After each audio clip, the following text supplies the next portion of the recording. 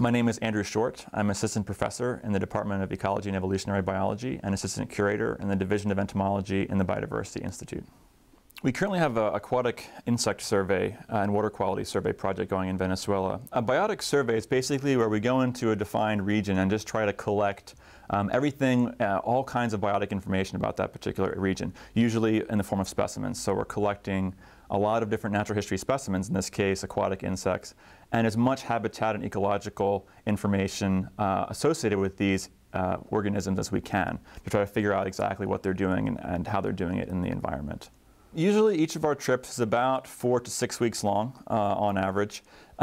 We usually spend at least 1 or 2 weeks at one of the museums to look at material and to work with our collaborators on some ongoing projects that we have. The other several weeks are usually spent driving around the country, doing very rapid assessment at streams that we cross as we go along. And so oftentimes people will come out, and often the kids, they will come out and they'll be much more inquisitive than the adults. Sometimes they'll stay for hours and sometimes they'll want to help us collect, which is pretty neat.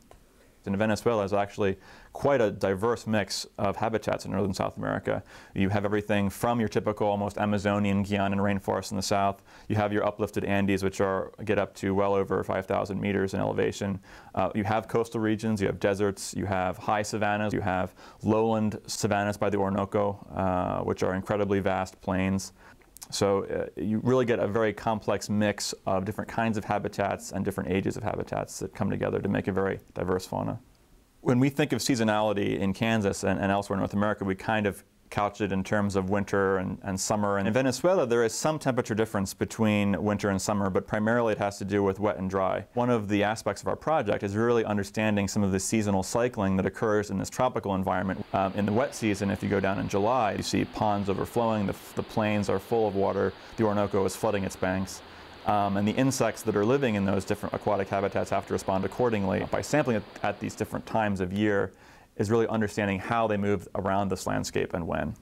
If we understand what's living in these environments so that we can understand when changes occur, we have to look at what's causing those changes. So it allows us to create a baseline for the area and then also to be able to predict what kinds of disturbances might cause what kind of responses in the streams. Next couple of years we're going to be hopefully branching out not only in Venezuela but in other regions in northern South America, in Ecuador, hopefully in Guyana as well, and maybe in Colombia, northern Brazil, and really try to establish a framework for understanding and identifying the aquatic biota, in particular aquatic beetles, which is my emphasis, in this region.